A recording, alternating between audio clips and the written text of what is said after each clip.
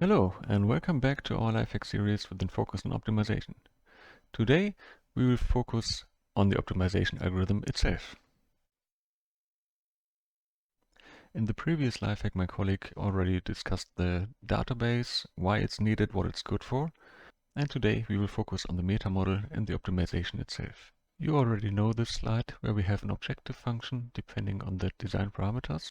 For the database, a couple of function evaluations, so a full CFD, full CSM simulation is done, and on this database a surrogate model is built where the red dots symbolize the surrogate model designs and not the full high fidelity CFD CSM simulation.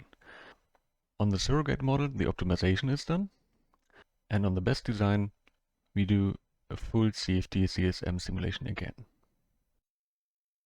Coming back to our workflow, we have the meta model. The default one is a tuned radial basis function network. You also have the option to use that one without a tuned one, or you have the option to use kriging, but typically we use the default one, the tuned RBFN. Then on that meta model an optimization is done with a genetic algorithm, so an algorithm belonging to the evolutionary algorithms which are adapted from biology. So you have a couple of populations with a couple of individuals, and you have crossover mutation and different parameters to set that genetic algorithm to reach an optimal result. Also here, typically we don't change the detailed settings. From this optimization on the meta model, you get an optimal design for that iteration step. And this is then simulated with CFD, CSM simulation. And this result fills the database, the meta model is improved, and this you repeat until convergence.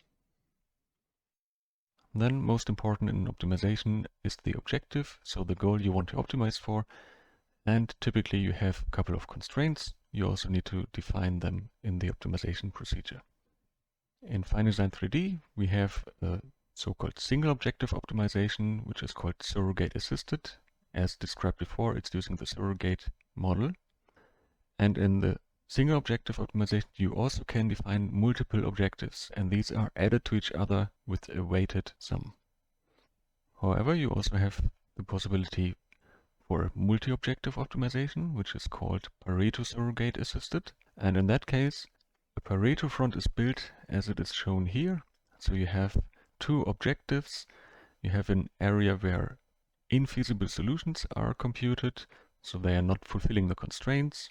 And with a Pareto front, you have the blue line here, which basically is saying you cannot improve objective 1 without having a disadvantage in objective 2. And as an engineer, in the end, you need to define which objective is more important for you. And what you also can do, you can combine these two approaches. So you start with your very complex optimization setup. You do a multi-objective optimization first until a certain convergence of the optimization.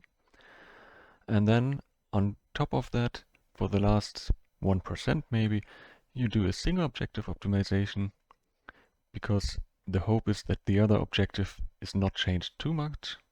And this is also what showed my colleague in the webinar a few weeks ago. So that was it for today.